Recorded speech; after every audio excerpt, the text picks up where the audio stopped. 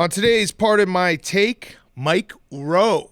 Mike Rowe from Dirty Jobs. He's got a new series out. We talked to him about it. 6 Degrees with Mike Rowe. Very, very interesting interview. An interview that we started talking about jerking off chickens, and it was Turkeys. By far the most fascinating way you could do it. Also, he has like one of the greatest voices of all time. So a very fun, different type of interview that we've got for you today. We've got Gamestop, Baseball Hall of Fame, Aaron Rodgers, cleanup from Monday, hot seat, cool throne. Our darling Jake might have been put into a corner, a charity corner, boxed into a charity corner for swearing on the podcast. And then we finish with Guys on Chicks, a great Wednesday show for everyone. Before we get to all of that, Cash App. Go download the Cash App right now. Use code Barstool. You get $10 for free, $10 to the ASPCA. The Cash App is the greatest app in the world. We're going to talk about stocks in a minute. You can buy stocks on the Cash App. You can also buy Bitcoin. You can do it all. It links directly to your bank account. It's super, super easy to use. The Cash App is the best app out there. So go download it. Support us. Support Cash App. Cash App Studio. It's just the best. It's the best app. Just do it. Just do it right now. Do us a solid. And you get $10 for free. Go buy some GameStop stock. Maybe not. Maybe AMC, I think, is the next one. We're going to get to all of that. But Cash App, Cash App, Cash App. Download it. Use code Barstool. You get $10 for free, $10 to the ASPCA, Google Play Store or App Store today with the Cash App. Okay, let's go.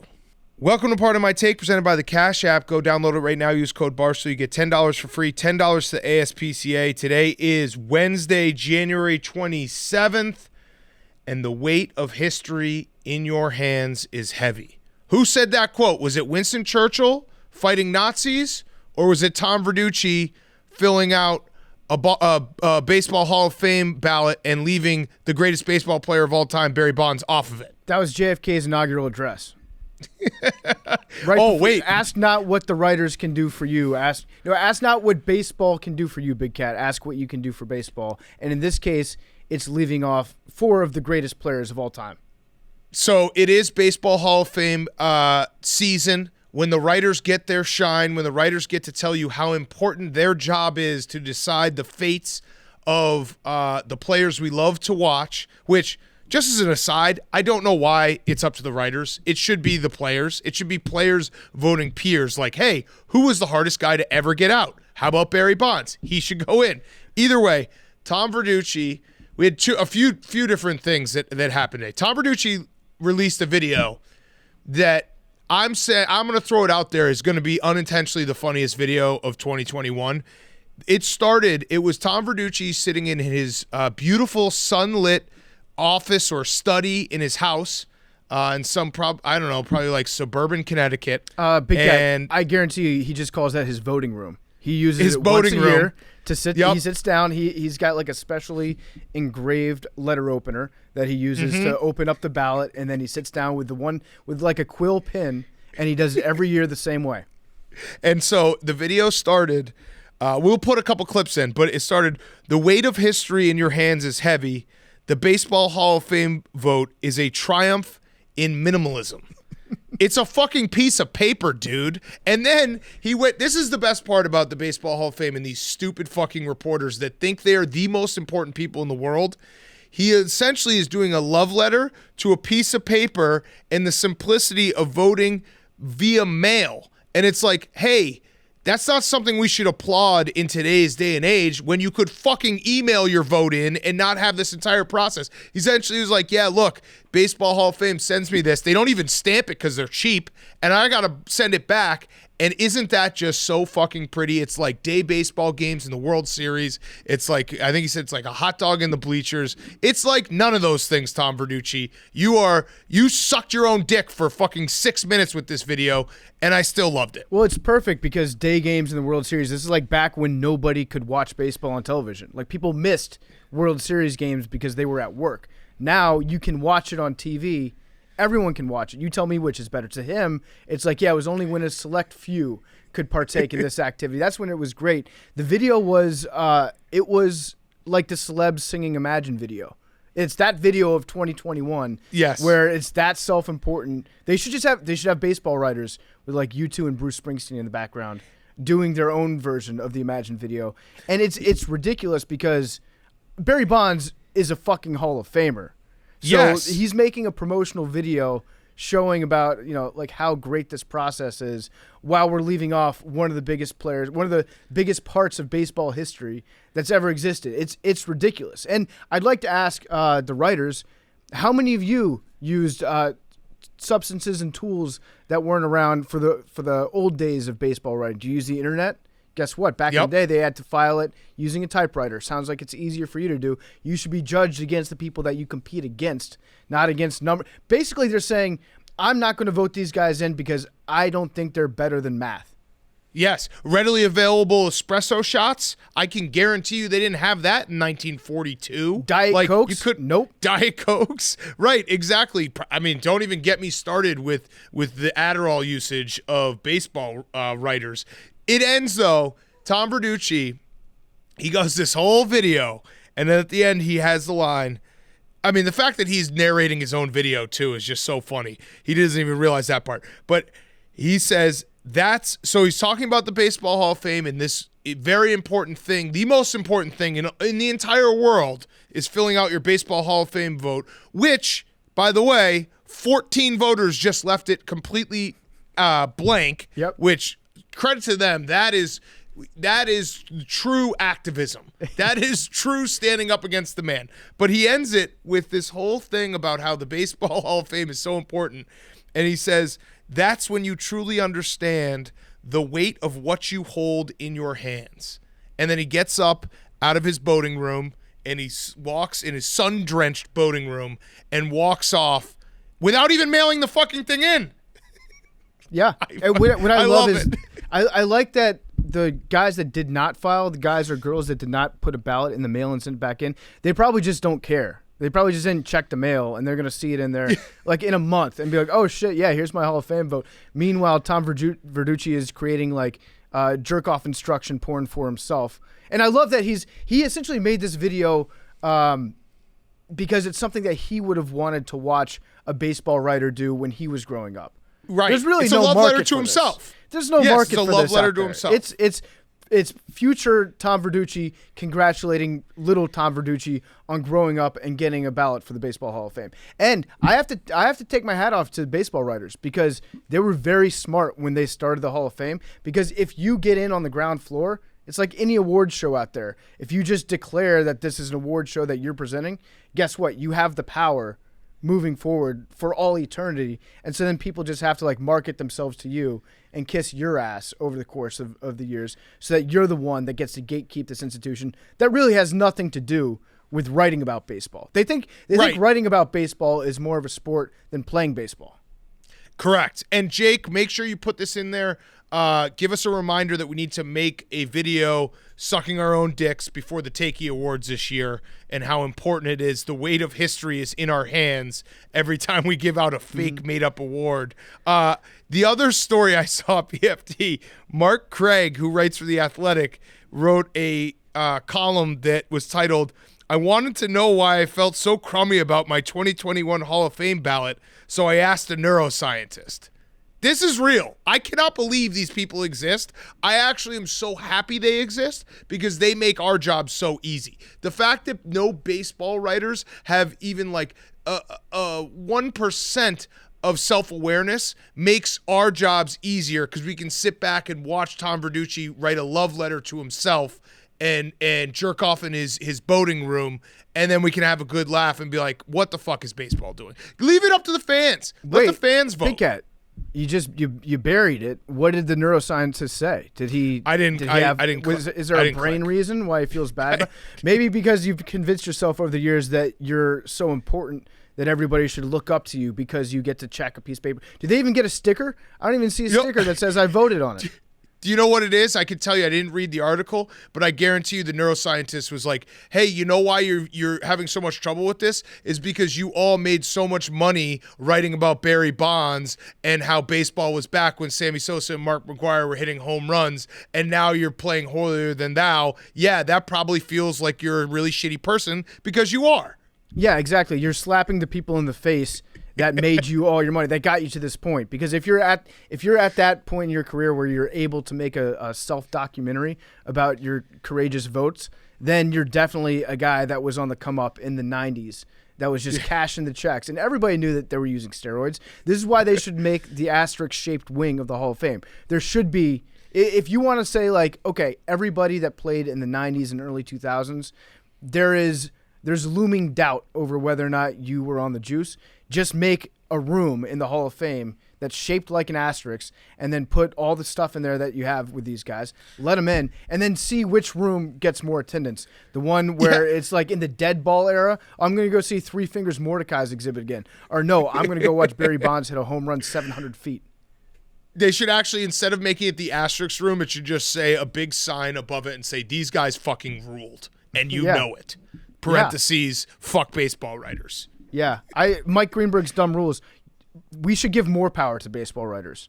We should actually give them the opportunity to vote people out of the Hall of Fame.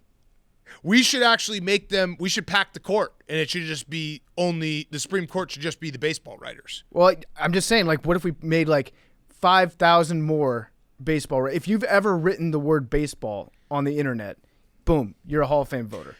I have a question for Jake, our darling Jake. Jake, I know deep down there's been a point in your life where you aspired to be a curmudgeon-y baseball writer who decided who was making in the Hall of Fame.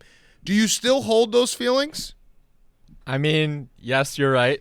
My first step into the business was as a writer. I was a sports editor for the Cypress Bay Circuit, our high school newspaper. But not really anymore, because I've positioned my stance to wanting to be a broadcaster. So I don't really envy the people who are voting. I envy the people who are calling the big games. Okay, fair. But Jake, if you were offered a vote in the Hall of Fame, you would take it, right? It would be an honor, yeah. It would be an honor. I think that what they should do, they should have this be like an in-person ceremony but it's only like the most unathletic baseball writers. So the real heavy, sweaty, like 400-pound guys with suspenders and comb-overs. I want them in a room sitting like a jury, and they bring the players up one by one like they're on trial, and then just these fat slobs have to explain to like Barry Bonds or to Alex Rodriguez, like, here's why I'm not voting you into the Hall of Fame, and just see that dynamic in the real world at play. Yeah, actually, you know what it should be is Tom Verducci has to strike Barry Bonds out to keep him out of the Hall of Fame. Yeah, or beat him up. Settle it on the field. Yeah. What about this? Yeah. What if you give Tom Verducci a knife? Right, we're big into knives and guns in terms of our new rules this week. Give Tom Verducci a knife and then put him like on an acre of land with Barry Bonds, and Barry Bonds doesn't get any food or water, and see if Tom Verducci can kill Barry Bonds within a week. I like it. The most dangerous game. Jake, tell me this. I just want to make sure that our future is secure. You know, and not naming names, but you know at least a couple people from your life as a big J journalist that watched that Tom Verducci video and they were like, that was awesome. Yes. Okay, good. Because I just want to make make my sure. Timeline, yeah. Yeah, I just want to make sure there are kids still out there that are watching like Mitch Albom and Bob Costas and Tom Verducci be super self-important and be like, that is what I want to be. Well, Bob Costas is super important. So you forgot the word self. Self-important. He donates money to the student radio station I got a lot of opportunities at. Oh wow, so he pays you off. No. Yeah, that's what happens. They pay off the future broadcasters so they won't say anything bad about him. I like the idea. There should be a height, not like a height limit in terms of you're too short. There should be a height limit in terms of you're too tall to vote for the Hall of Fame. So I only want like Ken Rosenthal and Bob Costas. You have to be under 5'6" to vote for the Hall of Fame. That was actually a good foreshadow because Jake did get paid off. Listen to after the Mike Rowe interview. We did get the donation to the Barstool Fund for Jake to swear on the podcast. So make sure you tune in for that. All right. Other things we got to talk about. Aaron Rodgers, of course, is staying a Packer. That was all for naught on Sunday night. Everyone melting down. Everyone saying, oh my God, it sounds like he's saying goodbye. It actually proves how ridiculous like Twitter and the internet can be, which we'll get to in a second with GameStop. But one tweet a couple tweets of people watching that Zoom being like, sure felt like he was saying goodbye.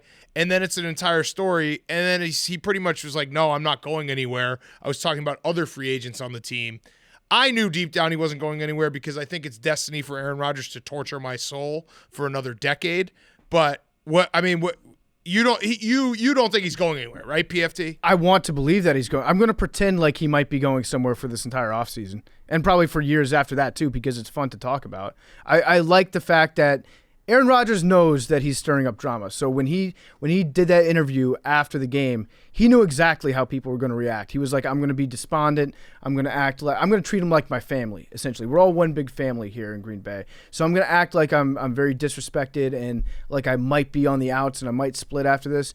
And then I'll come back and I'll clean it up later. I'll get another week in the news cycle where I'll be able to like clarify what I meant. And then you have to think like the Packers, would Aaron Rodgers be able to force his way out of town? Probably. I think if he was a big enough dick about it, he probably would be able to. You're right. I don't think he's going anywhere, but I'm going to pretend like I don't actually believe that. And like he might go somewhere because it's more fun. I think he'll just be there forever. And every time that I start to think he's getting old, he'll be like, oh, here's another MVP. I noticed that he did not say that he was not going to become the full-time host of Jeopardy. Did not deny that. That's true. We have, anything else from Championship Sunday? I saw that video of Josh Allen being a leader and hugging every Bill on the sideline. It made me a little sad. And, we're going to get going for the Super Bowl here soon. Yeah, I think that's about the only big story that came out of it, besides the fact that people love to remind us that we were wrong about the Chiefs. And credit, we were the first to say that we were wrong about the Chiefs. We broke that story. There's no need to remind me. I said it a quarter and a half into the game when I realized how wrong I was about the Chiefs. Mm-hmm. So we own up to our mistakes. We were very wrong about the Chiefs. And I'm going to bet on the Chiefs, although I did kind of have a moment. The problem with the Super Bowl is with the 2 weeks, you just have so many moments where you can second guess yourself and be like, ooh, actually, maybe I like this bet instead of this bet. But I need someone to just hold me to it. I'm going to bet on the Chiefs. Yeah. What's up, Hank? I don't think you should. Why? Oh. Hank wants to bet on Tom Brady. I was thinking about making the biggest bet of my life on Tom Brady before we left Detroit, but I was like, I'm going to wait 2 weeks and think it out, but I think that's where I'm going to end up. The Bucs. Okay. All right. Okay. I like that, though. I like if a you little could bit talk of me dissent. into it. Yeah. Hank, that'll be a project. You can talk me into it. Give us 3 good reasons to bet on the Bucs on Friday's show. All right. Okay. All right. Before we do Hot Seat Cool Throne, GameStop. We got to talk about GameStop. It is the story that is sweeping the internet right now. If you aren't on the internet or familiar with what's going on, here's a very shortened version of it, as far as I understand, because I asked everyone to explain it to me like a 6-year-old, and I got some good responses. But essentially, GameStop is like a nothing stock. We all know GameStop. It's a brick and mortar place that sells video games. It's basically a dinosaur. And this one guy on Reddit basically has been like, hey, all these hedge funds have shorts on GameStop for it to go down. I'm going to start pumping it. We're all going to pump it. And every time it goes up, the rich guys have to buy more of it to cover their short, which then makes it go up even more. And essentially it's a perfect storm where this stock that is essentially an obsolete stock is now gone up from $4 to $200 in the span of 5 days. Yes. And the big guys are losing all the money, and the little guys on Reddit and the internet are robbing them blind, which if you don't love this story, you have no soul. It's awesome. I love it a lot. And what's happening is they're finding out that message boards and comment sections they're like the new factories and coal mines of the 21st century. So Wall Street's just now figuring out what athletic directors and Lane Kiffin have known for years, which is that like you cannot write any sort of federal regulation that's more powerful than just a group of people who love to post on a message board. And they're getting fucked over by it, which is perfect for GameStop, because GameStop is actually the king of, oh yeah, your copy of Donkey Kong Country is worth 50 cents now. Sorry. Right. I know you paid a shitload of money for it. Yeah. Exactly. So I love it. I love buying like people are buying stocks as a joke, and it's actually fucking over entrenched Wall Street billionaires. and distributing they're taking money from the very rich and giving it to the poor. So basically, like, the libertarians of Reddit have invented taxes. They're just taxing people. And how can you root against the people on Reddit right now? Is there a reason why? Can't. Is there a reason why we shouldn't be? They're heroes. No, I'm not. Well, the only thing that makes me nervous is Are you a stock guy? I'm cynical. Are you a hedge fund guy? I think it's just hedge fund stands.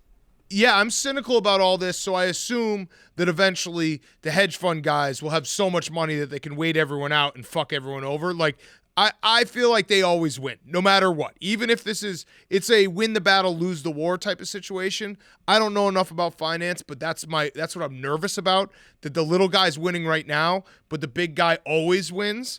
But maybe I'm wrong, and maybe they'll just take this fucking place down, and it will be incredible. It's like the end of your favorite book, though, Big Cat, The Big Short. When they're like, I read it. In the movie, I don't know if you've seen the movie. They did make a movie about it. At the end of the movie, they're like, and all the people that were involved in this got arrested, and they did time, and they changed the entire way that, like, the financial shit is structured and stuff. And they're like, just kidding, nothing really happened. I feel like one guy, yeah, like it's the same type of thing where it's like it should change things, but it just. They're going to figure out a way to just pay their way out. So I saw that there was one dude that has so much exposure to it that there's like a pretty big hedge fund that if it gets up to like no, there's a different one where if it gets up to like $150 a share, 200. What's that, Billy? Was that Billy? Melvin. If it gets up to like $150 per share, this entire hedge fund is out of business. Which it did after hours. They're so far exposed to it. Yeah, so what will probably happen is there's going to be one hedge fund that goes out of business, like Bear Stearns or whatever, and then they're going to come back, rewrite the laws, so it's going to be illegal to talk about stocks online. And then, boom, now they're fucking you again for the next 100 years, but they make you feel like you've won this one. But even that Melvin hedge fund, I saw that Steve Cohen and another guy put in a bunch of money into it to try to save it. So they essentially now own Melvin.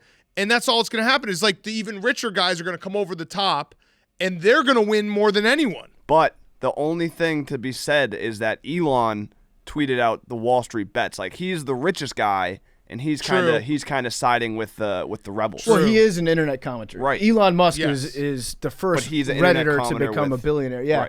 Right. He's got some pull. So I kind of hope that it keeps going up. I mean, I love this. Can we do this with another stock? I guess if we say it out loud, then we can't. No, not Amazon. AMC. No, AMC. Stop, Billy. But Billy, of course, saw this, didn't understand what was going on, and was like, hey, let's just buy Blockbuster. But is it shorted, Billy? Blockbuster's cheaper. No, it's but over-leveraged. Billy, cheaper. you're missing the part where it was someone shorted it. Right. Are you telling me that someone has shorted Blockbuster that's worth 40 cents? Yeah, way more. Who? Somebody. Guy. That's what it's dead. Happens when stuff Blockbuster's dies. dead. Right, what? but we can still revive it. I mean, who out there is actually buying stocks of Blockbuster and not shorting it? I'm pretty sure that. Exactly. Yeah, I don't know. I listen. Billy is not a financial advisor, despite what you might think about him. I think that maybe there's a lot of people that have shorted Under Armour. I still have a lot of Under Armour stock from when I bought a shitload of Under Armour stock just because they came out with ugly shoes for Steph Curry back in like 2016. So maybe get that rumor going out there. Like, very heavily leveraged on the short side in Under Armour. Be real shame if it jumped off. I just don't. When I asked people to explain it to me like I was 6, someone told me, I think we kind of invented this idea. Well, we didn't because it happened before. But someone said to me, ESPN tweets that Mitch Trubisky is bad. Bears fans tweet he's good to change the narrative and make ESPN look bad. The more people that tweet Trubisky is good, the more pressure ESPN faces to tweet he's good. At the end of the day, ESPN is forced to tweet good about Trubisky. That's the MVP. Yeah, you're right. Exactly what we did with the MVP. We forced them to give an award to it, and we squoze out Drew Brees, and it was like his 42nd birthday or something like that. Yeah. Yes. That's you're right. That's actually a very good comparison for this. Whatever happens, we have to get in on one side or the other. I can't just sit here on the sidelines of history and not pick a side where I'm putting my money. I think I have to buy. I think they're forcing me to buy GameStop. We can't. We obviously can't be on 212 right now. That's fine. We can't be on the side of the fucking hedge fund. These guys are the worst. I'm gonna buy. They're saying the Reddit. I was reading a lot in the Wall Street Bets Reddit today, and like they're all like, get to 1,000, hold till 1,000. Yeah, you know that old. There's like some old But there's Wall no Street shot. saying But where they're maybe like, there is. the second that like my dentist starts asking me about a stock is the time that I know I'm supposed to sell it, or like the cab drivers start asking me about a stock or something like that. The second sports podcasts start talking about a stock is probably the right time to sell it. But you know what? Fuck it, I'm in. But Elon. When I asked, good point. When I asked on Twitter, explain it to me like a 6-year-old, a lot of people explained it to me, and about half the other people were like, well, now it's over.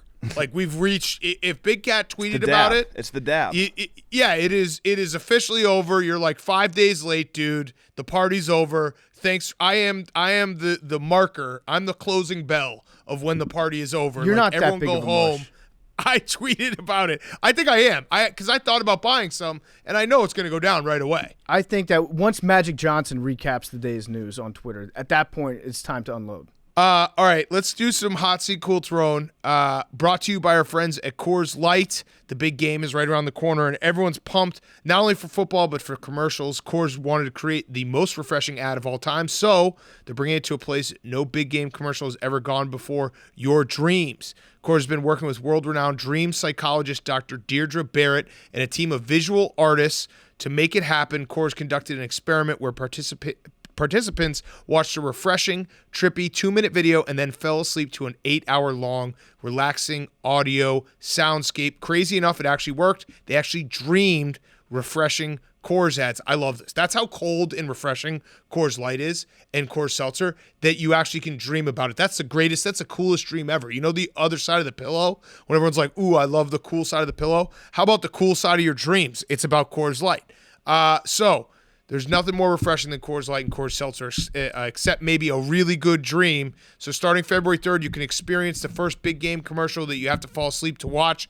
Watch the virtual dream stimulus from the comfort of your bed and dream your way into your very own big game commercial. Go to CoorsBigGameDream.com. That's CoorsBigGameDream.com now to sign up to be one of the first to experience. We have to do this, guys. We have to do this. So share with them your thoughts at Coors Light on social media with the hashtag CoorsBigGameDream. And check it out at CoorsBigGameDream.com and experience the first big game ad that only runs in your dreams. Celebrate responsibly. 2021 Coors Brewing Company, Golden, Colorado, and Fort Worth, Texas. We're doing this, and we will tell you how it went because I'm excited for this. I want to dream about the beautiful blue mountains on a Coors Light can. So go check it out. CoorsBigGameDream.com. Okay, Hot Seat Cool Throne. PFT. Okay, my hot seat is presidential dog Twitter accounts. You remember back in like 2016, there was a big. That's when the we rate dogs and the racism dog got into a big online dispute over who was more racist. Well, these dog beefs are back in a big way. So somebody started a Twitter account called the Oval Pawfus. Get it? Instead of office, it's with a paw, and they tweet out statements from Joe Biden's dogs. Referring to their humans as their humans and using other fun little dog slang like that. Seems like it's fun, right? Well, guess what? They're in a beef right now with rival Twitter account at the First Dogs. And at the First Dogs, their account is dedicated to the First Dogs of America, Champ and Major Biden. Our humans, POTUS and FLOTUS, are heckin' awesome. Right? So you might wonder, hey, these two accounts should be on the same side here, right? Like a rising tide lifts all boats. Not the case. The Oval Office had to issue a safety announcement about their rival account. Actually, excuse me, a safety paw announcement. Friends, the First Dogs pretends to be a White House affiliated paw count. They have a whitehouse.gov link in their bio and made it look all very serious. We notified Twitter safety and other relevant White House humans. We have never been mean canines before, but this is impersonating a pawficial institution. It's wrong. Oh my God. Fooling humans like that is wrong. We know from trusted sources they are not in any way, shape, or form associated with the White House.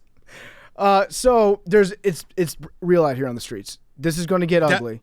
I think that I stand on the side of the account that is pretending to be the official account, because at least they have balls enough to be like saying, yeah, we're the official account of these fucking dogs. And the other is like saying, we're just here to have fun pretending to be dogs online. It ruins the mysticism of it for me. If you're going to try to be the dog, be the fucking dog. Yeah. Tweet like the dog all the time. You have to do that. It's up there with the baseball writers, our infatuation with the first dogs. Yeah. For But stupid shit. they're hecking good woofers. And my cool throne is dead zoo animals. Oh, that's Too a concern. soon. Way too No, soon. no, Yeah, because- our Way sweet too prince, soon. bro. Because we've Our got sweet prince. we've been Come waiting. on. We've been waiting for somebody to fill the gorilla-sized hole where our hearts used Impossible. to be. Ever since 2016, when Harambe was taken from us way too soon, and I think we have it. Nope. I think we have it, Hank. It's Mufasa the Lion. Mufasa the Lion. He died, right? R.I.P. Mufasa. He was in the Singapore Zoo, right? Saving a children? No, Saving a child? no, even better than that. So Did he know Cecil? He did, yeah. They were best friends. They were pen paws, and they announced his death yesterday by announcing the birth of Mufasa's son Simba. They said they turned it into a life announcement, being like, we have a new cub Simba. It's named after Disney's The Lion King, and it was conceived with semen from the father Mufasa. Then they added on that Mufasa died during the ejaculation procedure when he was accidentally electrocuted by the prod that they stuck up his ass to make him come. So Mufasa died getting his prostate zapped, and his sperm was maintained, and they gave birth to his son just the other day. If there's any justice in this world, this son will just maul all the fucking. He'll grow up to just maul all the zoo people. He'll bukkake everyone, all the trainers. He'll come That's what all he has over to him. do. Yeah, he's just gonna nut all over him. So Simba is it's the continuation of Mufasa's seed, and I think that we should all respect Mufasa. He went out. It's the ultimate high. Like, there are definitely going to be some people that try to chase this high. That's going to be the new autoerotic asphyxiation. Like, instead of being David Carradine hanging from a noose while you crank off, it's like, just stick this electric fence wrapped around a baseball bat up your ass while you come. And just coaster. let it go from there. So, yeah, R.I.P. Mufasa. We're thinking about you, buddy. That is pretty all right, valid. so- That's a pretty valid. Yeah. Valid replacement. I know. We should sell T-shirts or maybe Trojan jack-off sleeves. Well, I'm more interested. I'm gonna try and keep up on Simba. You know, he's the chosen Yeah. one. See how Simba does? Yeah.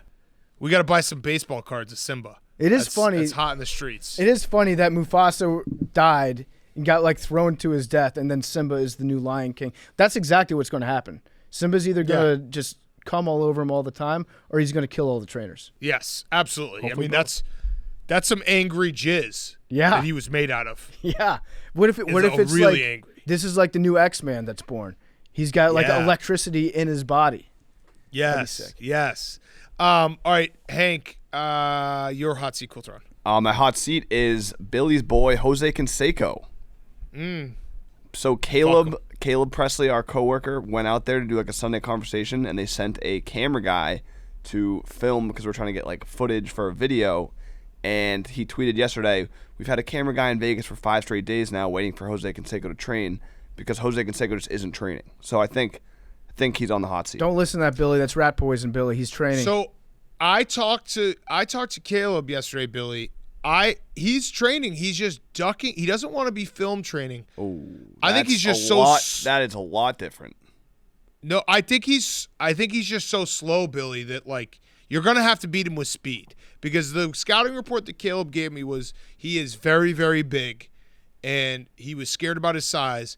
But there's no chance that he has the speed to take you down.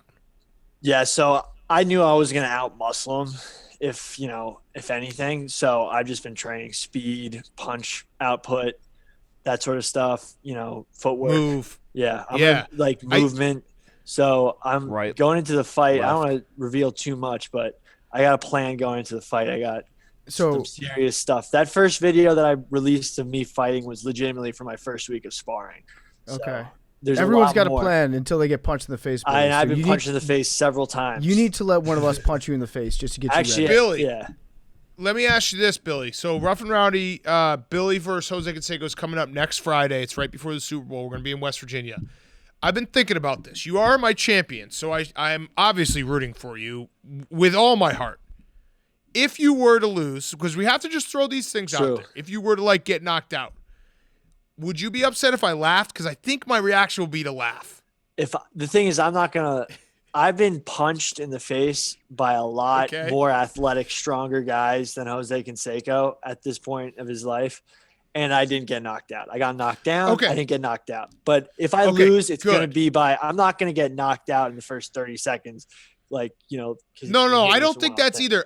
I don't think that either. I was just trying to play it out in my head because like I'm going to be announcing the fight. So my reaction is going to be very natural. Whatever. And I was thinking about it. And I think if you got knocked out, I would be worried for you and feel bad after the fact. But in the moment, I'd laugh and be like, whoops, that was a bad idea. You're still going to call that fight? Yeah, of course. You're not going to recuse yourself? No, I have to. I fuck it. Yeah, I'm gonna call it and just call Jose a scumbag. Look, right now I've like been no funny business, like totally hyper focused on this fight, and it's sort of clouded me. Like I had no idea what was going on in the rest because I was also in quarantine, so I was just super hyper focused on this, and I am gonna kill this guy. Like legitimately, I've like been in isolation, punching stuff. In working out and just like have you come? I'm 210. Have you come? I'm 210 pounds and 5 pounds of it is semen. Are you coming? Are you come? Oh, you are. You are not coming. I'm not coming. You're gonna back yourself up. I'm real backed up. What if you get like the vast in the clutch? deference? I think it's actually an urban myth, Billy. I looked some of this up before my fight. No, I think it's actually not. No, it's actually Billy. Not smart to Billy. do that. We talked to Teddy Atlas. He said that the best prize fighters he's ever been around, they save it up and then they drink it right before they go. Yeah. No, so what we got to do? What I've actually been studying it. Tyson Fury, he was going 7 times a day, but you go 7 times a day until the last week. Then you stop. So you acclimate your body. You acclimate your body. No, I'm not saying, but this is what the science says. You acclimate your body to high emissions, and then you have 0 emissions, and it builds up all inside of you, and then you like get angry at everybody around you and try to punch things. Yeah, because your dick's raw. sense. That's why you're pissed off. Well, I mean, look what happened to Mufasa. He came and he instantly died. I can't have that happen to you. I cannot nothing is going near my prostate at all, ever. So that's out of the question. Good. Especially electrical equipment. I think what we should do is we should make a title belt for this. And it should be called like Jose Canseco is a swollen rat. And then even if he wins, he has to hold up the Jose Canseco as a swollen rat belt. Yes, I like that. Wait, where are we? Oh, Hank, you do your cool throne. My cool throne is Florida. Why? Okay. They No, you know what? That's good enough. Great All right, stuff. my hot seat is they want to host the 2021 Olympics this summer if Tokyo bows out. Sure, fuck it. I saw that. Just tell Florida they're getting everything. My hot seat is the NBA security. Did you guys see the Bam Kyrie jersey swap that went down, which is highly illegal in today's NBA? Yep. It was very funny. They essentially had to do it like it was a drug deal, and the NBA security is now on the hot seat because jersey swaps are not allowed, but guys are finding a way to jersey swap. So we need to figure out how we can stop these players from playing 48 minutes against each other, sweating all over each other, breathing all over each other, and then doing the absolutely ridiculous thing of swapping jerseys, which is that's how you spread coronavirus. Oh, wow. Clearly. He put it under his shirt, and he's walking off the court. Yes. He's like, I don't have anything. That's a tough look for the NBA and their protocols. Yeah. Yes. Very tough. And then my cool throne is Hard Body 2021 because we've delayed it. I just want to let everyone know, people who are trying to get in shape this year, Hard Body, it's going after the Super Bowl. I've been stuck in a casino for 6 days. I've been eating candy. I've been living inside of a casino. It's not conducive to Hard Body, so I'm delaying it. So if you haven't started, don't worry. You haven't missed anything. February, what's the Super Bowl? February 7th? February 7th is the Super Bowl, yeah. I'm going to be in the gym February 8th, and you won't see me out of the gym until my body is hard. There's a gym in the old HQ that is going to get extensive use. Okay. Everybody Not by me. I will not be going to that gym. But how come? Because I'd have to walk there. Yeah, I feel like hard body Is there a shower? I'm not about the hard body lifestyle. No, but we should just stack up a shitload of dude wipes. just manually. Having a hard body, I don't think goes with the rest of this. You know. Well, it's more. I mean, let's be honest. It's not gonna be hard. It's gonna be just less soft. So less soft body 2021. I want to maintain my huggability though, and in order to be huggable, you got to be a little bit soft. Yeah. If I lose Billy, my huggability, then it's all over. My hot seat is Ben Askren. He's officially fighting Jake Paul in a boxing match. Ben Askren's not a striker. He's a NCAA wrestling champion. So if he gets knocked out by Jake Paul, it's going to be really disappointing, and Jake Paul is going to continue to have a fraud boxing career. Yeah, but Billy, if Jake Paul loses and you win, it's there. Exactly. It's an eclipse. Mm-hmm. But Jake Paul picks guys who have zero reach. By the way, I'd 100% beat the shit out of Jake Paul. He wouldn't touch me. But Jake Paul, aren't you save going that, against Logan? Save that for after the Jose Yeah. fight. You just got to cut Win your one promo fight, after. Billy. Yeah, cut the promo Like, after. even if I'm the only way I lose to Canseco is in some fucked up split decision. Billy, you got to. What Hank is saying is, when you beat Jose Canseco, if you lose, I will laugh, whatever. But when you beat when you beat him, that's when you say, "I'm calling out the Paul brothers." That's when you do it. All right. They'll never fight me because I actually would beat them. They only choose guys they know they can like strategically win with Floyd reach. Mayweather. Absolutely, that's the only reason they wouldn't fight you. Floyd Mayweather is fighting Logan Paul. Yeah, I know. But like, the only reason they're not fighting Billy is because Billy's too hard. If I was no, seriously, if I was 5'2", 0 reach, but like jacked and looked athletic, I'd probably have more of a chance. They still wouldn't fight you. No, they still be like, we could totally beat this kid. They still wouldn't fight you. No, they still would be like, you're the part of my take intern. No, we're not going to fight you. Right. I'm not getting too big for my britches, but I totally fuck him up. I do love how it looks online. And Billy, you even have to admit this, that when you see a headline on like TMZ being like Jose Canseco to fight Barstool Sports intern, you're like, yikes, that's a tough look for Jose Canseco. Yeah, you just dude. You should never be. You should always eventually when you graduate college, you have a full-time job whenever you want it. But I think part of your contract should be that you have to be referred to as an intern forever. Yeah, just so we can keep like sunning people with this shit where they're like they're fighting a Barstool intern. It's like an 8th grader's been held back 5 times. Yeah. It's like, this is our intern. you red shirted and gray shirted. Yeah. Okay. Is that it? Cool Throne is that's it. That's celibacy. No, I had another one. Doesn't sound like you have one. All right, let's get to Mike Rowe. Have you caught one of your chickens yet? Yes, I've caught all of them several times. It's actually quite easy when you like corner them. Okay, psycho. That sounds so bad. All right. Before we get to Mike Rowe, ZipRecruiter, ZipRecruiter.com/PMT. It's finally a new year. The perfect time to take your business to the next level by hiring the right people, but finding qualified candidates can be challenging. ZipRecruiter.com/PMT makes it easy.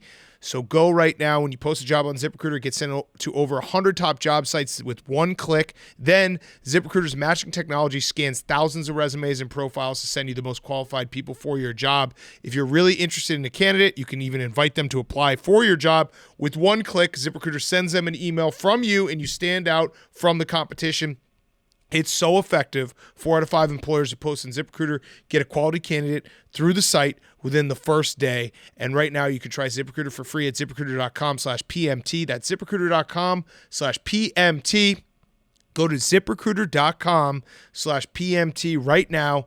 It is recommended by all the leading job search firms. Everyone uses ZipRecruiter. That's where you can find the best jobs. It's where you need to be posting the best jobs if you want to find the best people for your job. ZipRecruiter.com/PMT for free. ZipRecruiter.com/PMT. ZipRecruiter, the smartest way to hire. Okay, here he is, Mike Rowe. Okay, we now welcome on a very special guest. You know him from Dirty Jobs. You know him from being the voice of Discovery many, many years. You know him from Shark Week about 15 years ago. You know him from QVC. You also should be watching his new show. It is Mike Rowe.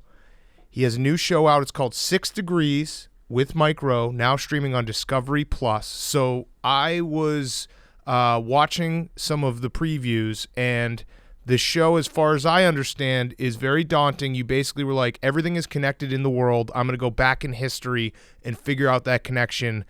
Do you think that's kind of an overachiever move? Like, what made you do this? Because that seems daunting. Yeah, we were swinging for the fences, from the promotional side of things. But in reality, I needed something to do during the lockdown. and I thought, Dirty Jobs was a rumination on work. Somebody's got to do it on hobbies, returning the favor on decency. I wanted to do something around history, really for people who would never watch a history show. So I thought, well, what if we just identify two seemingly disparate points in the context of a really ridiculous question? Like, can a horseshoe find your soulmate? Or can a mousetrap cure your hangover? Or how did a volcano redeem Eminem's career, right? The more preposterous, the better. And then take an hour to take a deep dive down the YouTube rabbit holes and find at least 6 links that can actually get us from point A to point B. The thing about the show that made it fun, for me anyway, was we throw everything at the screen, right? It's animation, archival footage, puppets. We recreate the launch of the Hubble as well as the San Francisco earthquake with puppets, just because we can. Actors and reenactors, some of whom aren't all that talented, wearing costumes that aren't very convincing, sometimes in wigs that don't really fit. Doesn't matter. Hired my old buddy Chuck, who I went to high school with, great actor, who portrays 35 or 40 historical figures. I love it. Poorly. So it's a hot mess of stuff designed to illustrate the incontrovertible fact that all the information in the world is now available to everybody online, but never before has it been grouped up in a chronology that is so seemingly insane. That's really interesting. Yeah. It's strange because until you just kind of pitched that show, I hadn't really thought of it. But a few years ago, I think we were speaking with somebody maybe at the History Channel about doing like a Wikipedia wormhole thing for a Wikipedia club that was like along the same lines, where you just follow the links around the internet. And it is fascinating how everything's kind of tied together. Can you go back real quick? Can a mousetrap cure a hangover? That's the one I'm interested in. Sure. I mean, spoiler alert, the only way to really explain how this thing spools out is to sort of just tell it to you. But, Hiram Maxim created the first repeating mousetrap about 250 years ago. He also created the light bulb and 1,000 other things, including the Maxim machine gun. And the Maxim machine gun changed the course of the First World War. It killed so many people so quickly and made so much noise and was so easy to conceal, the Allies didn't know how to deal with it. So they took a tuba, a giant war tuba, about 20 feet long, and they pointed it at the ground. And it identified the sound waves of this gun, as well as from artillery. And by using sound ranging, they were able to identify where these guns were. Well, they also learned that with sound ranging, you could identify where oil deposits were. And now suddenly a guy named Karcher comes along and winds up using this technology to create Texas Instruments. And the next thing you know, we're creating the germanium chip. And Silicon Valley comes along, and the whole race for making things small gets big. And at the same time that's happening over at Stanford, the guys who are working on it are experimenting with lysergic acid, which of course is LSD. And we take a whole side trip on what happened to LSD and how that fueled the counterculture, which ultimately impacted our decision to leave Vietnam. When we left Vietnam, a guy named David Tran happened to be on one of the boats, and David Tran went on to create sriracha, the hot sauce that makes any Bloody Mary taste a whole lot better than it otherwise would. And so when you have a Bloody Mary with sriracha sauce in it, the odds of you getting rid of your hangover are exponentially better. But of course, it wouldn't have happened if Hiram Maxim hadn't created the first repeating mousetrap. Wow. So you did it. Is there a part of you when you pitch this show, you're like, it almost is calling your shot, like, I'm Mike Rowe, I'm so successful, people like me so much, I can pitch this that, like, I'm just thinking if anyone else pitched this, they'd be like, all right, dude, get the hell out of here. Maybe get a little bit of focus before you come back with your pitch. But you're like, I'm Mike Rowe. I'm going to pitch this, and they're going to love it, and it's going to be a great show. And you don't even have to make the show. You're just like, yeah, they accepted this. Isn't that crazy? You know, I'd love to say, yeah, based on my incredible wit, charm, and persuasive ability, I sold it in the room. But I didn't. I mean, all that happened, but the pandemic also happened. And suddenly networks were like, we don't even know how to make a TV show anymore. And I had a sponsor who was willing to help absorb some of the risk. So I put in some money, the sponsor picked up the slack, and I was able to make the show before it found a home. And that changed everything. And so then, you know, I went back into the room and showed it around. And rather than having to pitch it the way I just did to you, I just said, just watch it. Right. It's done. Right. And if you dig it, you know, I got 5 more. If you don't, I'll find somebody else. So, yeah, I wasn't really calling my shot, although I like the way I felt when you said that. Yes. It's more about, I mean, and this was part of the pitch too, not to be earnest about it, but Dirty Jobs was a tribute to my grandfather, a guy who could build a house without a blueprint, right? And it became a rumination on work. This is a tribute to my dad, a guy who taught American history to high school and junior high school kids for 30 years. And he said to me years ago, he's like, look, my job is not to present the facts. My job is not to inform my students. My job is to make them give a damn about topics they otherwise wouldn't. And ultimately, that never changes. You know, when it comes to history today, everybody's got a different version of how they like to believe it. And so I do too, but I don't make any pretense about it. I just say, these things happen. Charles Newbold invented the iron plow. That led to the agricultural revolution. That impacted blah, blah, blah, and on we go. So all I'm doing is taking facts that aren't in dispute and putting them in a chronology that nobody's done before, and then saying, well, there you go, 6 Degrees. It's a TV show. I mean, it's also genius because it's a comment on where we are as like a country where you're like, you know what? People probably aren't going to be reading history books. Let's make a TV show out of it. You're smart. You're ahead of the curve. Well, I'm also looking around and seeing people today convinced they can change our present by altering the past. Mm-hmm. You know, you can pull down all the statues you want. It's not going to change the facts of what happened. We can't improve the future by, you know, shining up the past. It is what it is. And how we let it impact us today, that matters. Like if you look at history the wrong way, or if you look at it through an angry lens, well, you're going to have people knocking Lincoln off Mount Rushmore. But if you provide some sort of context and force people to see what happened, not in the context of some historical timeline, but rather in a way that impacts your neighbor and everybody else, then it becomes relevant. And then maybe as a fake host, I get a little bit more permission to go a little bit further than I otherwise would. To me, it sounds like you sat down, you're like, I'm Mike Rowe. I have the best voice in America. I can literally read the encyclopedia and people will tune in and listen to me read the encyclopedia. And it worked. That's the great part about it. And honestly, I think I would probably listen to you read, probably the dictionary. You've got a very soothing voice. And I read that you were an opera singer. I don't know if you credit that for your narration voice or if the narration voice came first and then you worked on your singing voice afterwards, but it seems to work. It was a very crooked road. You know, I had a stutter when I was a kid, but my voice also changed early when I was young. I sound pretty much at 11 years old like I do now. So that's hilarious in its own right. Like an 11-year-old Well, Mike everybody Rowe wanted to around with a deep voice. It was weird, man. I mean, I literally went from a guy who talked like this to a guy who was like, "Hey, how are you?" You know, and it was very strange. But yeah, you know, the opera was the thing. If you want to see something really weird, I'm sure you have access to the internet right now. Google Mike Rowe reads phone book.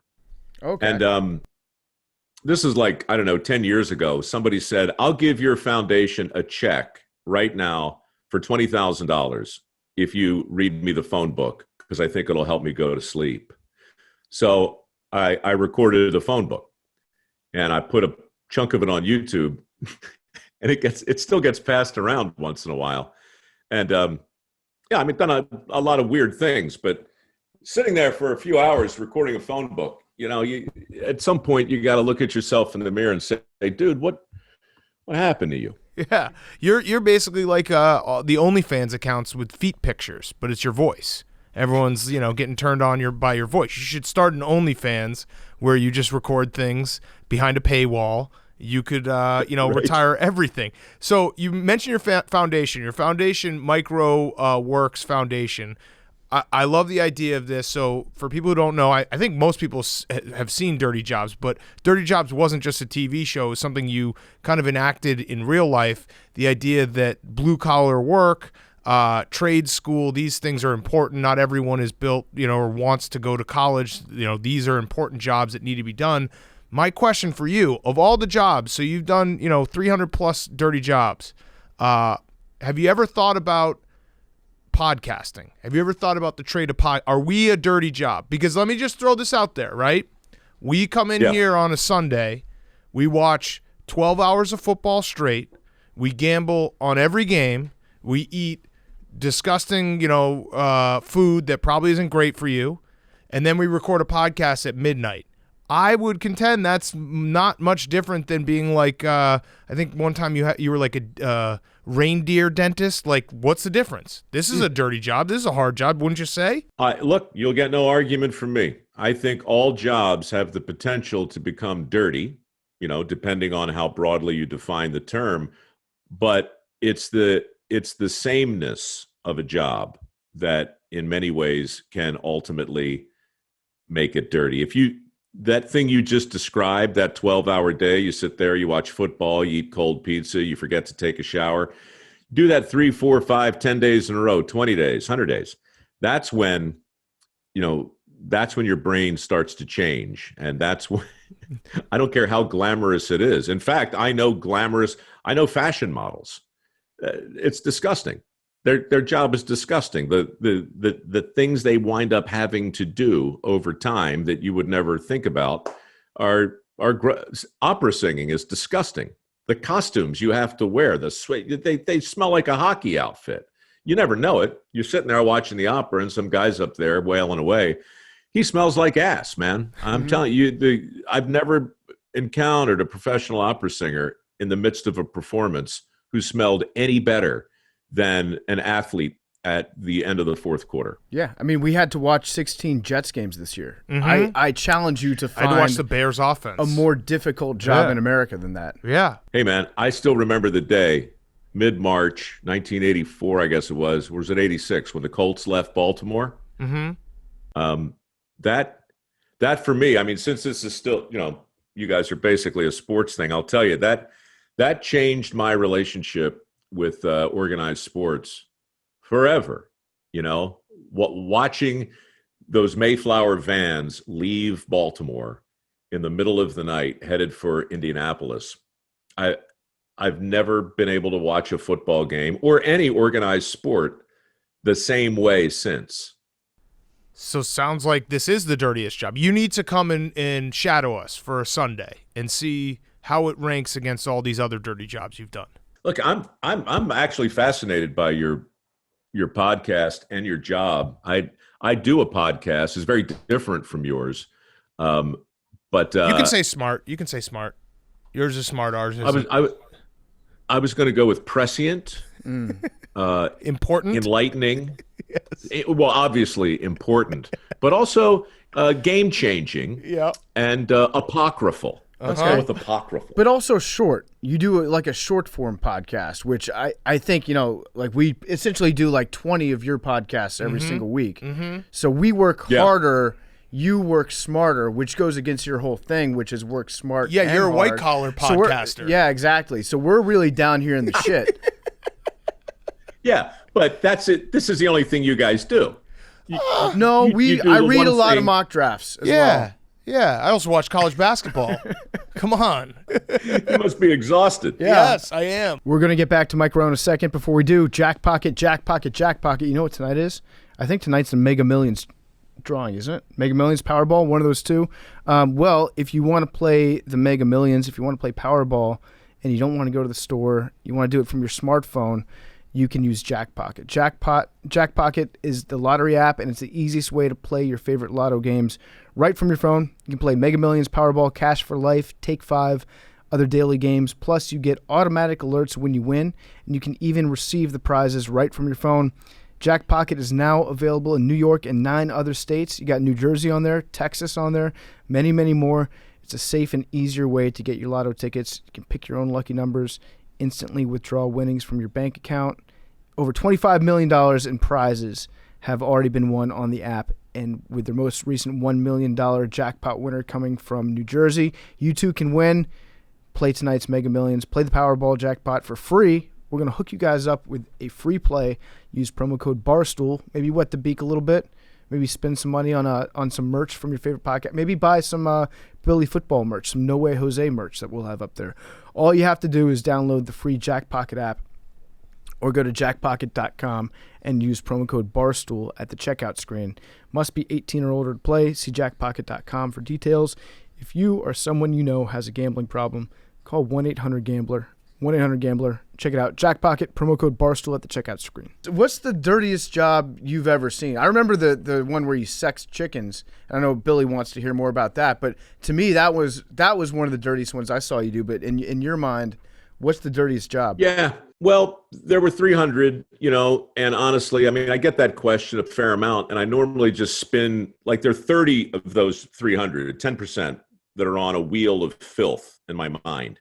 And when I spin it, it doesn't matter which one it lands on. They're all honest answers to that question, because you can't compare chick sexing to castrating baby lambs with your teeth. Oof. And you can't compare that to hanging upside down on the Mackinac Bridge, 600 feet in the air, welding. And you can't compare that really to opal mining in Coober Pedy, Australia, where you're lowered on a bosun's chair into a 60-foot shaft that's about the width of a manhole cover. And you can't really describe the claustrophobia that washes over you as you look up and see that little tiny dot of blue get smaller and smaller and smaller. You can't compare collecting semen from a turkey really to anything. In fact, that's it right there. You have a on picture wall, of turkey cum? I have a poster. Do you want to hear, honestly, what that job entails? Yes. I'll tell you. I'd imagine please. jacking off a turkey. Yeah.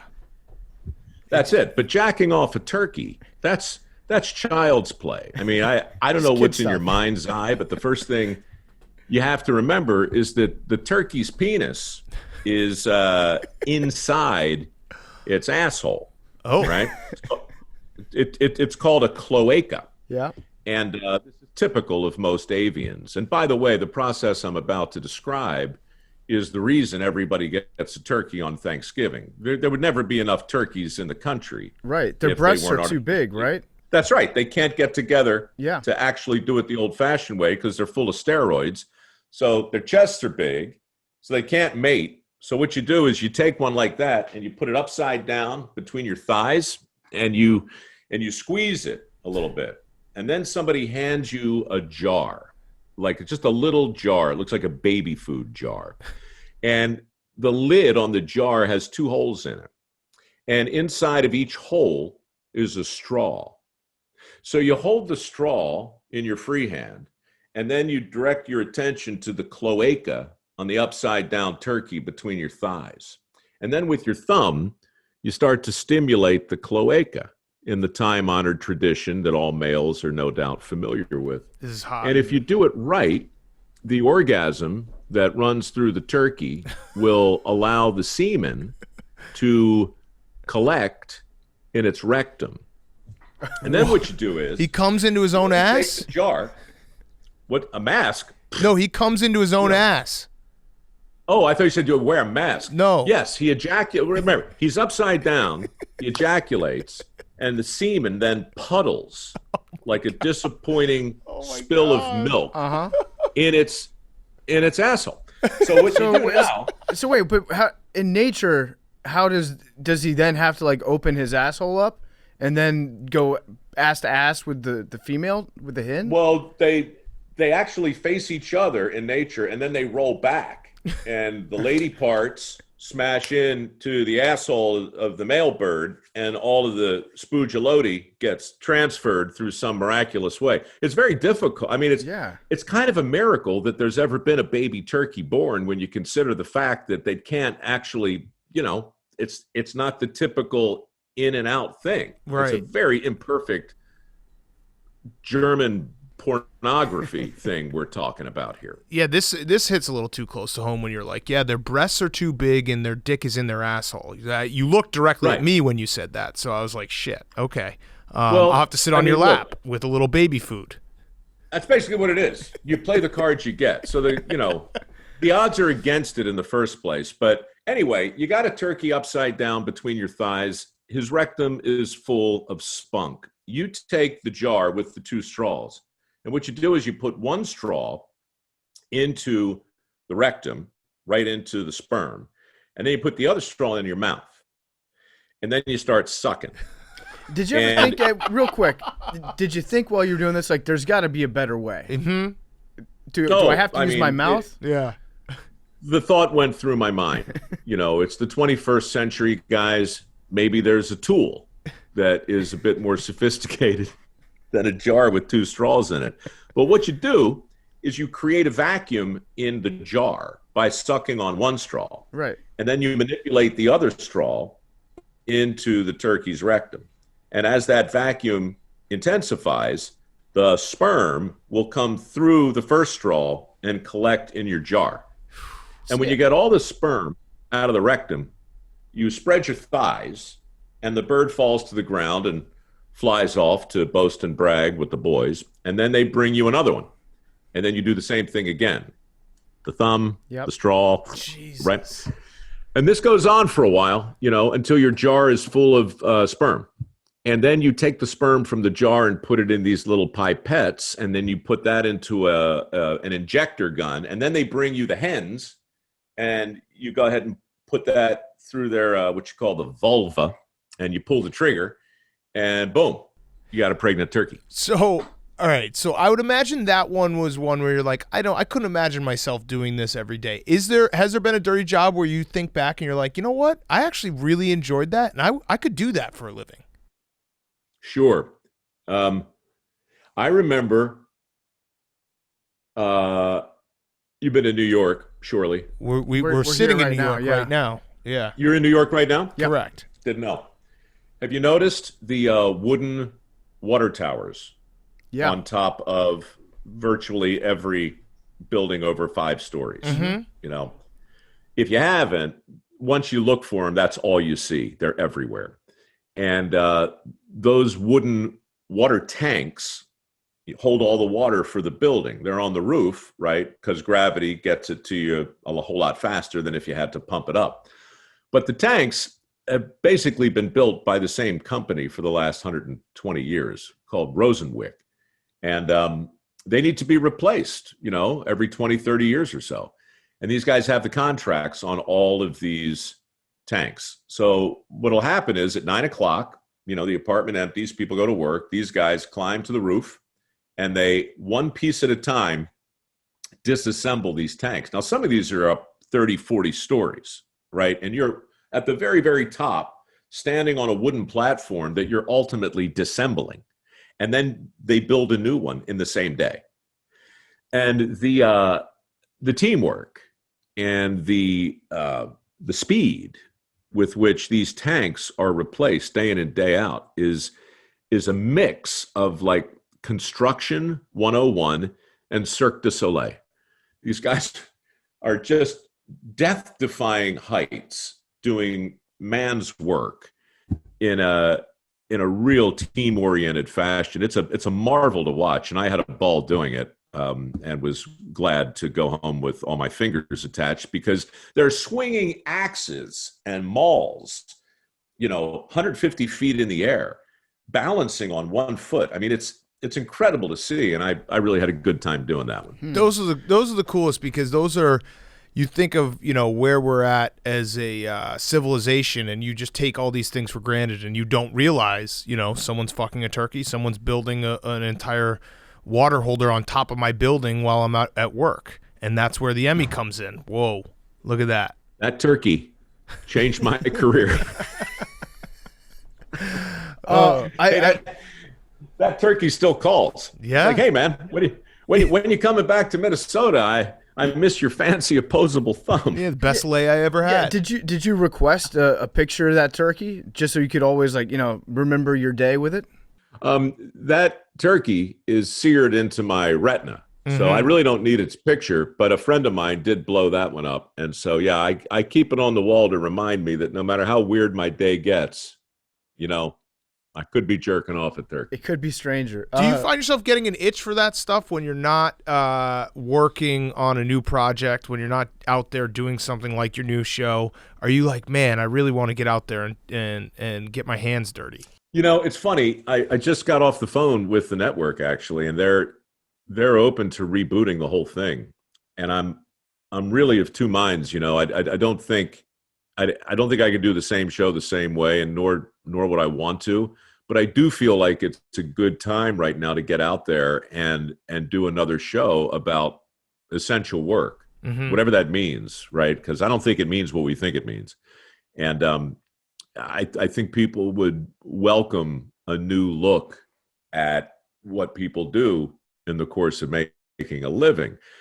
But the thing that I miss most, and the thing I've been able to do in this new show, so I guess really I don't miss it, but the important thing wasn't the specifics of the job. It was the way we shot it, and it was having a behind-the-scenes camera that never stopped rolling. We never did a second take on Dirty Jobs. What you saw, for better or worse, was what I saw as it happened. And that's the trick in my world, in nonfiction. If I can shoot a show in a way that makes the viewer feel like they were there with me, rubbing that little turkey hiney right there with me, then that's what matters, right? It doesn't matter if it's a history show. It doesn't matter if it's a squishy Facebook show like the one I'm doing now called Returning the Favor. It doesn't matter. If the viewer feels like they're there with you, then you get permission to do damn near anything you want. Yeah, there was always something that I really enjoyed about Dirty Jobs, which was you're taking sometimes outrageous subject matter, like jacking off a turkey, and you're treating the work that's being done with a lot of dignity, ultimately, and shining a light on people that sometimes might be looked down upon because maybe they didn't go to the same school as somebody else, or maybe it's not the job that everybody dreams of growing up. I guess what I'm asking is, like, when you were getting ready to do the show, how were you making sure that the spotlight was on the right places and it wasn't turning it into like a cartoonish sideshow at sometimes? Yeah, that's a great question, honestly. And Thank you. Great question. I mean, I don't mean to suggest that like all your questions aren't great. It's just that of all the questions you've asked so far, that is top 20. Thank you.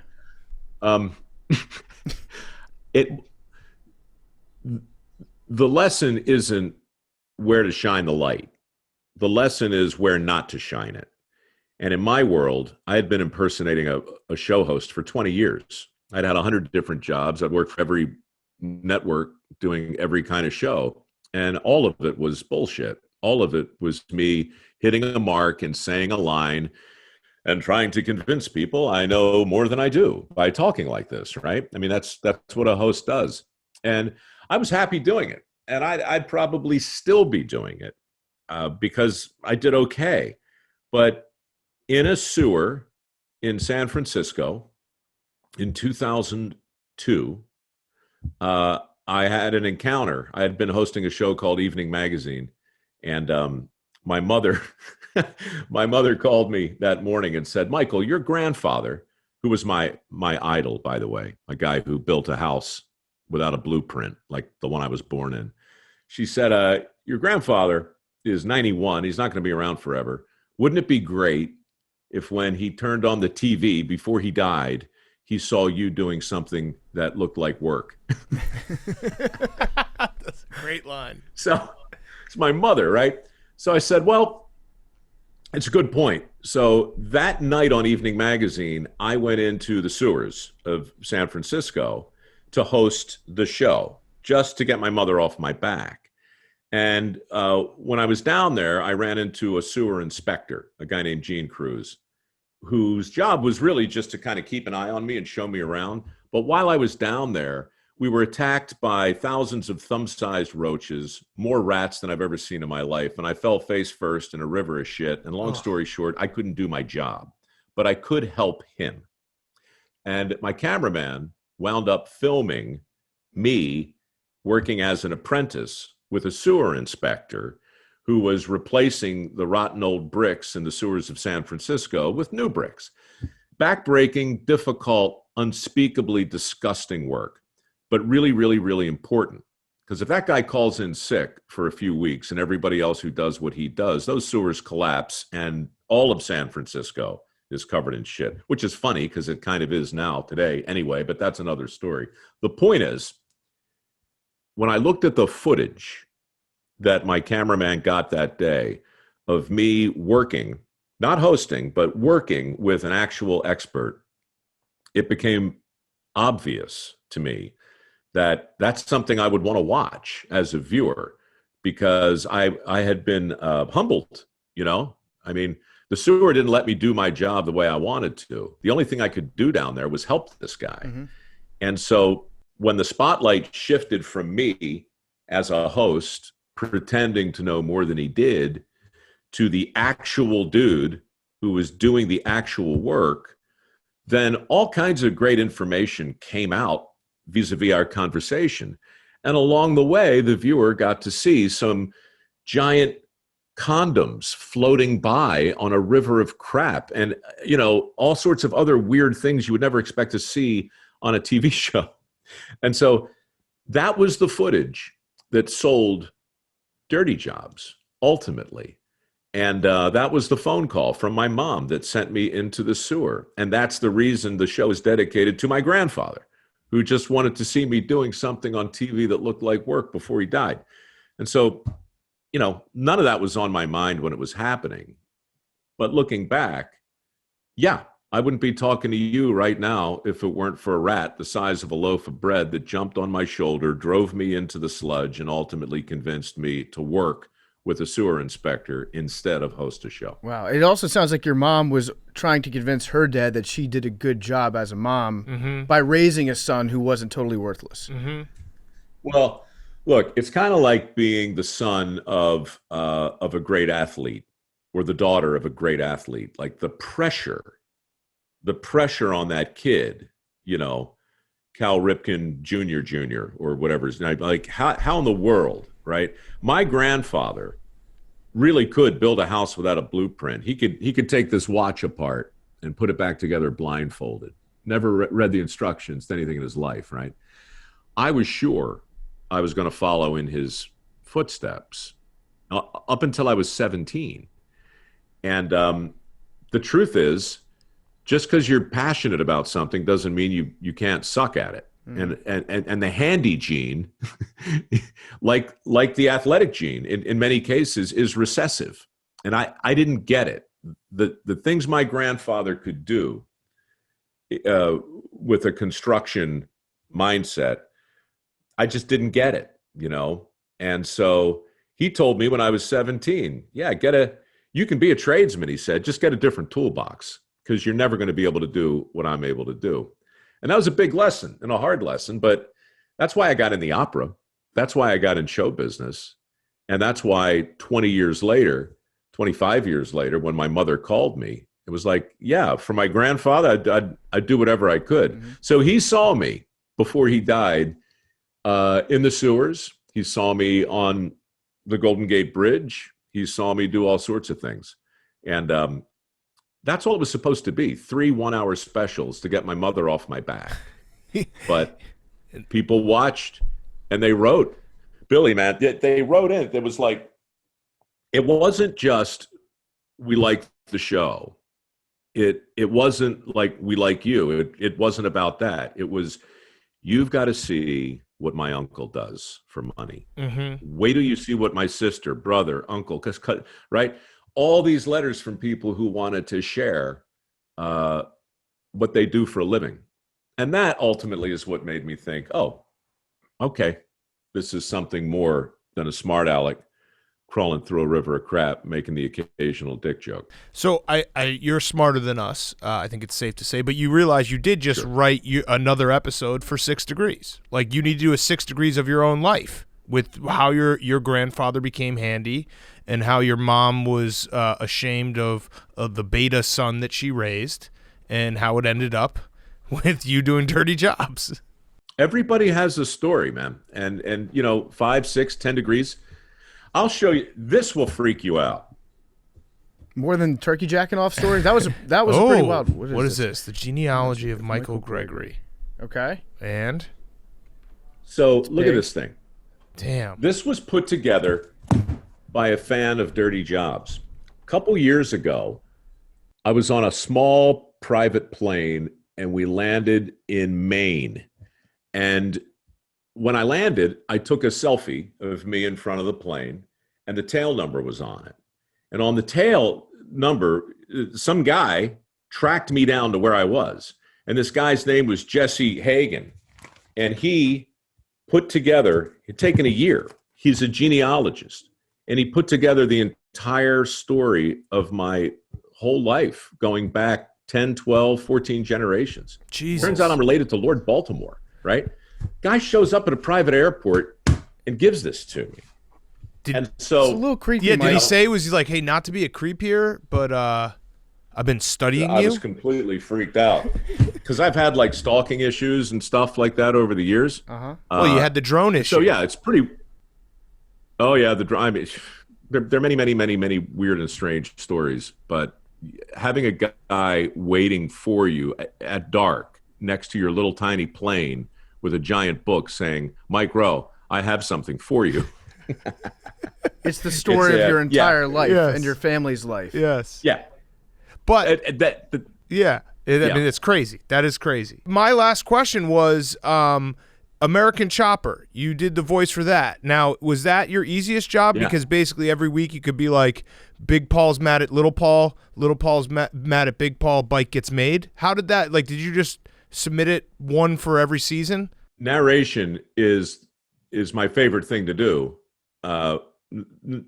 Well, that's not true. My favorite thing to do is everything, right? It's got to be a mix of everything, but narration is awesome. And that story actually is funny because I went in to read the copy like you always would. I had no idea what the show was, didn't know anything about it. And I got in the booth and I sat down and the engineer said, give me a quick mic test. So I read it poorly on purpose. Like I was just imitating a bad FM DJ meets a car salesman. So it was like a father, a son, the drama, the deadline, American Chopper, right? Just that. Well, in my headphones, I hear the producer, guy named Hank Capshaw, and he's like, hey, Mike, I'm Hank. I'm like, oh, hey, Hank, how are you? Just doing a mic test. He goes, oh, no, that was great. I love that. I thought he was kidding. So I said, no, let me do it once more the way I want to do it. And so I did it the way I want to do it. He said, oh, yeah, that's terrific. Great. Well, he uses the mic test, the joke, and he puts it into American Chopper. Not only do I wind up doing 150 episodes of that with that same ridiculous voice, they go on to produce American Hot Rod, American Casino, UFC, Ultimate Fighter, 20 other shows out of the same shop. And I did the VO for all of them. And every show that Hank was on, he's like, you know what I want? The drama. Give it to me. Give me that mic voice. Oh, that's perfect. Yeah. That makes me so happy because I love that show and I love that that's the story behind it. God. And now on Deadliest Catch, you're right. It's the same thing. We're in season 17. The vast Bering Sea. I never meant to do that. All right. Well, let's let you go. Everyone go check out 6 Degrees on with Mike Rowe on streaming now on Discovery Plus. You're now a recurring guest, so you have to come on next time we ask. Yeah, or for voiceover work too. Voiceover work? Can you just say, I'm Mike Rowe, hand over your man card. I'm Mike Rowe. Hand over your man card. Oh, Perfect. that's perfect. Or how That's about perfect. this? You're watching Pardon My Take. Oh, With that's. those two guys. Wait, do that again. I'm sorry. I interrupted. Shit. Do it again. You're watching Pardon My Take with those two guys.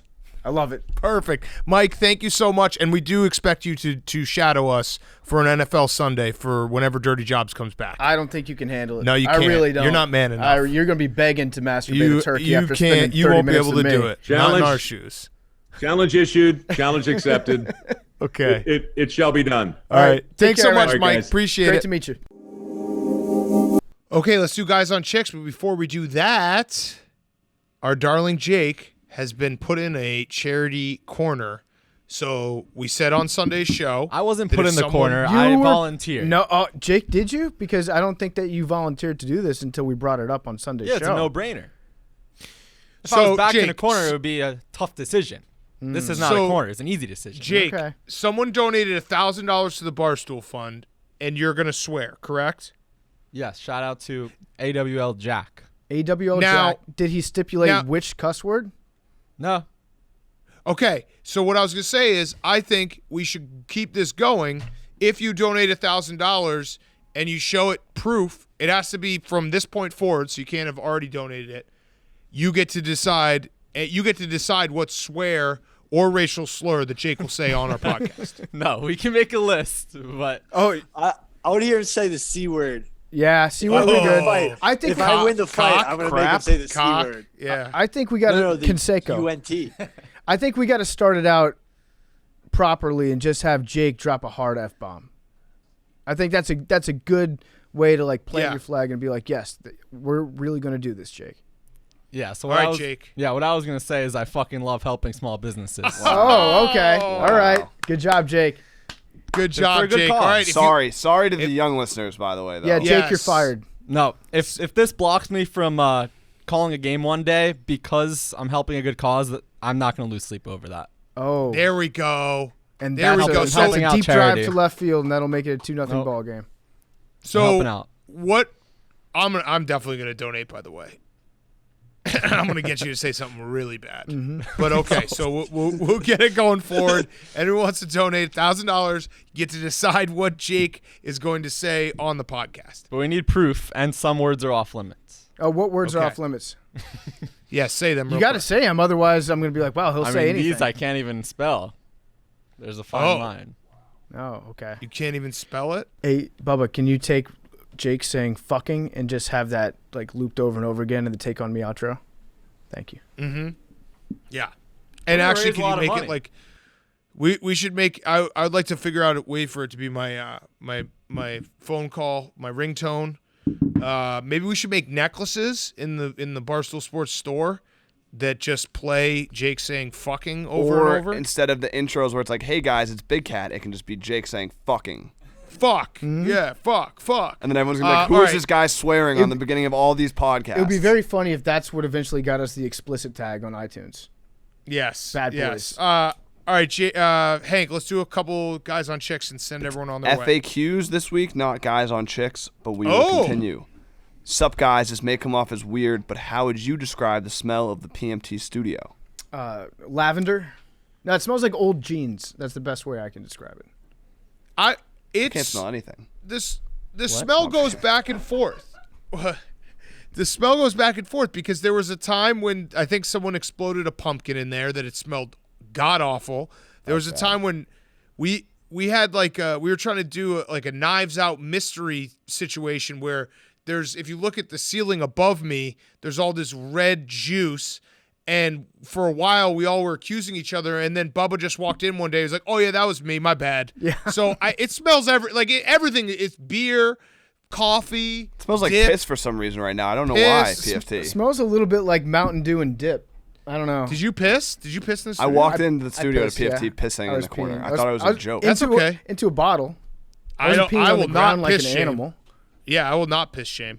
Yeah, so that's pretty much what it smells like. Yeah, a little bit like piss. And it's funny you bring up like the pumpkin because it's almost like it's the carpet in here is a little time capsule. So sometimes if we clean the carpet, it brings out the stench of Yes. that pumpkin that exploded in here like 2 years ago, and then the whole studio smells like rotten pumpkin again for a week.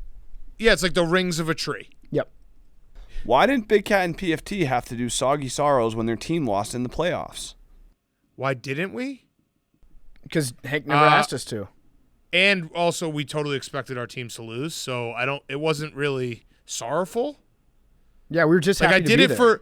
I did it for Cody Parkey. That was one that I didn't see coming, and that I thought the Bears actually had a really good team that year. This year, the Bears got in from a fucking technicality, letting in 7 teams. AWL That's here. fair. Yeah, I don't disagree. AWL here. When will you have people back in for in-person interviews? Also, Honk, what's the latest you or Bubba have stayed up producing a show? I think once this vaccine gets rolling, I'm ready to do it. Mm-hmm. I'm ready to hit the road again. Like I don't know if Grit we're Week's here. going to happen Yeah. again, but I really hope that it does. Yeah, I mean, I'm not because I'm living in a casino, but I am ready for in-person interviews again. Would you guys say over Big under 4th of July? Over probably if I'm Later? being realistic. Yeah, we got to get more of the special interviews in here. Like remember that lady that cuddled you? Yes. Yes. The professional Yeah. cuddling. Yes. Yeah, that was good. Yes. By the way, breaking news real quick. Breaking news. Breaking news. Breaking news. John Heyman just tweeted, glad to see Torrey Hunter, Mark Burley, and Tim Hudson pull above 5% and thus remain on the ballot. Well, I didn't vote for them. The 5% rule is dumb, and too many great players have been knocked out early by it. I love it. You fucking prick. As a not Torrey Hunter fan, I'm just glad to see him still around. That's essentially, he just walked up to them, pointed right in their face. They're like, yo, just so you know, I didn't invite you to this party, but it's cool that you're here. I'm going to give this guy a grit coin real quick. When are the car sticks coming back in stock? I was too naive to see the value earlier, and now I'm kicking myself. Please advise. Ooh, that's a Maybe we we'll do a special run. ran into production issues. They're Yeah. not making sticks anymore. COVID, you just blame everything. No, on you know what COVID. we'll do? Here's what we'll do. We will absolutely, once we get to a few more states for the Barstool Sports book, we will do a car stick bet. Yes. And we will have car sticks giving away because that will be a fantastic bet. Hey, Big Cat and PFT, what are the things you are most proud of in regards to the show? Michael. I think just keeping Billy alive for the last 3 years has got to be way up there. Well, you keeping Billy alive, me trying to kill him. Yeah, he might die next week, but up to this point, like they can't take away those years that Billy has somehow not. I mean, Billy's lifespan after joining the show, I think everybody was betting would be basically like Larry 3's. Yes. What am I most proud of? I'm honestly most proud of that we're like going on year 5, and it's crazy that we've had this audience for this long, and it just every day it kind of feels like not even real. I remember at the beginning we're like, wait, this many people are listening, and then it just kept happening, and I guess it's cool that everyone just like, chilled out and stuck around. Hell yeah. Like, cool guys, way to just hang out with us. No, you guys are good hang. We appreciate you. Yeah, right, exactly. Like we thought the party would have ended by now, but everyone's still here. So guess what? Beer's still flowing. Let's have some fun. How do you guys find Billy, and will you guys be betting against him against Jose Canseco? Where can you bet on this fight? I will don't- absolutely not Oh, be wait. publicly betting against Billy. Wait. Hey, PFT, you see what he just did, right? It was a classic. hang. Hank, where could they bet on it? I know, I'm just reading the question. I might have added something in the end that I was curious of. Obviously, that was clear. Where, Hank? Play Barstool app, actually, there where you can bet on 5 of the fights and you can win $25,000. That's incredible. But there was a question first. How'd you guys find Billy? We Billy found found Billy. Yeah, Billy applied as an intern. It was actually so great because Hank wrangled up all the intern video or interns. Like there's 20 people I think we interviewed that day, and he said to PFD and he's like, I know who you guys are gonna pick, but I'm not gonna tell you who. And then Billy showed up out of breath with a 5-page resume stapled that had like, I don't know, 17 lines. It was George O'Leary's fucking resume. And we were like, Hank, is this him? And he was like, yup. And we're like, all right, you're hired. The thing that also that made me say that in the first place was that there was like 20 interns. I was like doing interviews, and then I had lost my TV remote from my apartment, and my roommate's like, you got to get a new one. And so I interviewed Billy. I was like, this kid's kind of a character. And then I was like, can you run to Best Buy for me to get me this remote or whatever?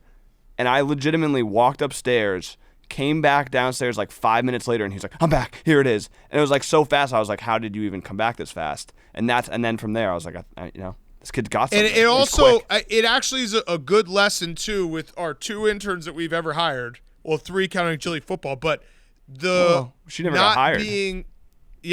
Not being super fans actually was big in their favor. Like Jake showed up thinking that he was going to be a columnist for Barstool Sports.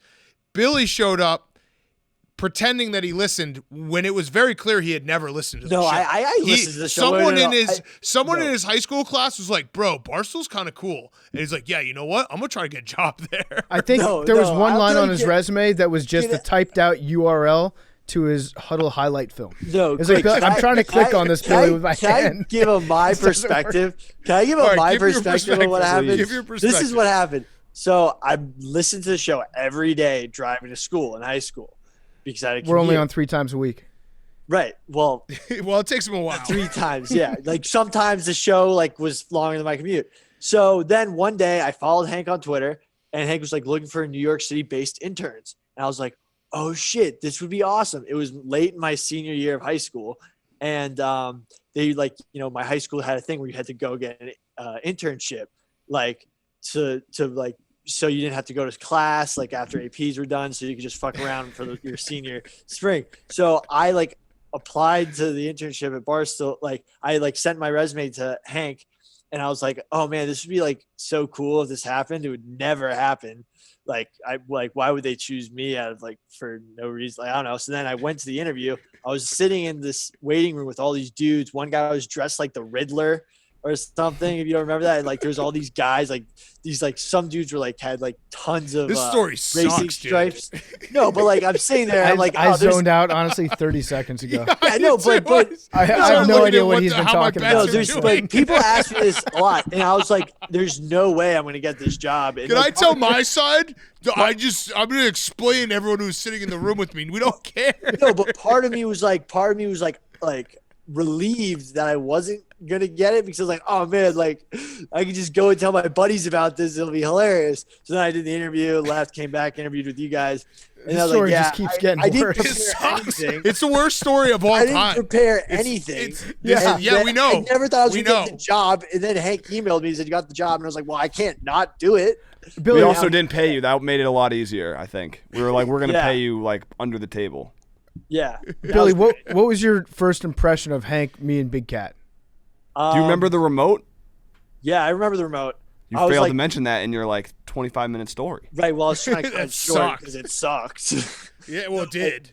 Don't give me that tone, Billy. The story sucked. I know, but I was just I legitimately had no idea why you guys would even think why. You're telling it again. You're telling the story again. Anyway, so getting the remote, but my first one back then, you guys were a lot younger, and you had a lot higher. No, but you guys had higher muscle mass, and you could see it in your face. PFTs in your heads were this big back then. I don't know why I remember that. That's your takeaway. No, legitimately, my takeaway was in your face. PFTs. Wait, so you're saying that their heads have gotten way bigger since then? No, they've actually gotten smaller. But when I first met you guys, I was you guys have huge heads. Oh my God! All right, let's end the show on that. You can't end better than that. I love you, Billy. Wait, you're gonna kick the shit out of Jose. All right, what's the number, Big Cat? 34. 8. There's one stuck, Hank. Wait. 99. Redraw. We're gonna have to redrop. That wasn't a real. Wood frogs can freeze themselves. Jake, it was about to pick 18 and defrost themselves. No, it wasn't. Yeah, it was. I got but 10. that one was stuck. 18. Liam has 73. What do you have, Big Cat? 99. Wood frogs can defrost themselves and freeze themselves. 2. Derek Jeter. How do you know that? Speaking of Hall of Fame. How do you know that, Billy? What? How do you know that? I watched a lot of nature documentaries. What was Jeter it? in the Hall of Fame? You're very well acquainted with the fact Jeter's that last year. that frogs can warm up from the inside. Well, remember one player didn't what was pick the number? or one guy didn't vote. It was 2. Well, 2? 2. 12. All right. Love you guys. See everyone on Friday. Love you guys.